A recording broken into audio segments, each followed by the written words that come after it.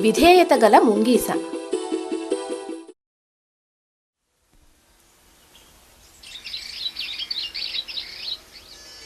ఒకప్పుడు ఒక చిన్న గ్రామంలో ఒక రైతు తన భార్య మరియు కుమారులతో కలిసి నివసించేవాడు. వారు ముగ్గురు జీవితాన్ని ఎంతో ఆనందంగా గడిపేవారు. ఒకరోజు ఆ రైతు తన పొలంలో పని చేసుకుంటూ ఉండగా ఒక చిన్న ముంగీస పిల్లను చూశాడు. ఆ ముంగీస పిల్లను తనతో పాటు తన ఇంటికి తీసుకెళ్దామని అనుకున్నాడు. వెంటనే దాన్ని ఒక బట్టలో జాగ్రత్తగా చుట్టుకొని తీసుకొని వెళ్ళాడు. ఇంటికి వెళ్ళంగానే దాన్ని తన భార్యకు అప్పగించి జాగ్రత్తగా చూసుకోమని చెప్పాడు. ఏం తీసుకొచ్చానో చూడు అని అన్నాడు. ఏదో ఒకరోజు ఈ ముంగీస పిల్ల పెద్దదయ్యి మన అబ్బాయికి పెంపుడు జంతువు అవుతుంది అని అన్నాడు. ఆ ముంగీస విశ్వాసం గల పెంపుడు జంతువు. అది ఎప్పుడూ ఆ పిల్లవాని ఉయ్యాల వద్దే కూర్చొని ఉండేది. కానీ ఆ రైతు భార్య ముంగీసను ఎప్పుడూ నమ్మలేదు. ఏదో ఒకరోజు ఈ ముంగీస పిల్ల మన అబ్బాయికి హాని తలపెడుతుంది అని ఎప్పుడూ చెప్తుండేది. ఆమె చెప్పిన దాన్ని ఆ రైతు ఎప్పుడూ పట్టించుకోలేదు. ఒకరోజు ఆ రైతు భార్య బజారుకు వెళ్ళింది. వెళ్లే ముందు భర్తతో, మన అబ్బాయిని జాగ్రత్తగా చూసుకోండి, నేను కొద్దిసేపట్లో వస్తాను.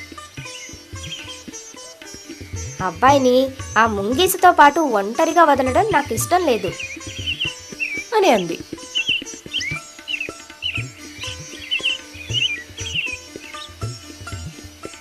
ఆ రైతు అందుకు సరే అని ఇంటి వద్ద తన కుమారుని చూసుకుంటూ ఉండిపోయాడు.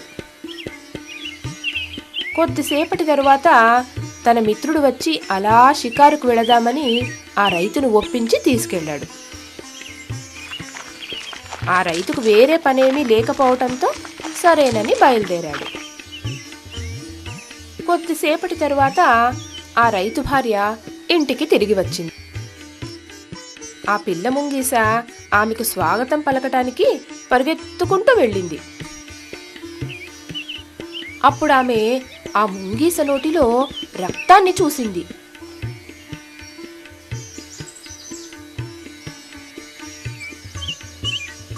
ఏం చేశావు? నా బిడ్డని చంపేశావా అని ఆందోళనగా అరిచింది. ఆమెతో పాటు తీసుకొచ్చిన బుట్టతో ఆ ముంగీస తలపై గట్టిగా బాదింది. పాపం, దెబ్బ గట్టిగా తగిలిందేమో. ఆ ముంగీస పిల్ల బాధగా అరుచుకుంటూ నేలపైకి ఒరిగి చనిపోయింది. ఆ రైతు భార్య తన కుమారుని చూసేందుకు లోపలికి పరిగెత్తుకుంటూ వెళ్ళింది. ఆ అబ్బాయి ఆనందంగా హాయిగా ఉయ్యాలలో పడుకుని ఉండటం చూసి ఆశ్చర్యపడింది. అప్పుడక్కడ రక్తంలో పడి ఉన్న ఒక పెద్ద పామును గమనించింది. ముంగీస పిల్ల ఆ పెద్ద పామును చంపి ఇంట్లోంచి బయటకు వచ్చింది. అందుకే దాని నోట్లో రక్తం కనపడింది.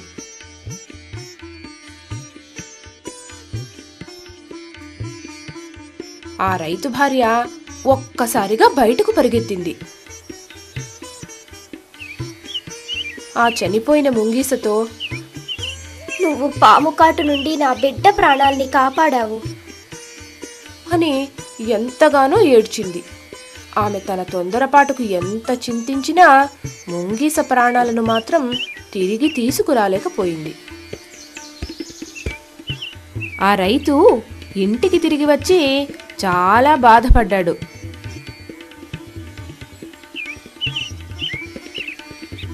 నువ్వెందుకలా దురుసుగా ప్రవర్తించావు? ఆ పని చేసే ముందు ఒక్కసారి ఆలోచించి ఉంటే మనకెంతో ప్రియమైన ముంగీస ఇంకా మనతోనే ఉండేది కదా అని అన్నాడు.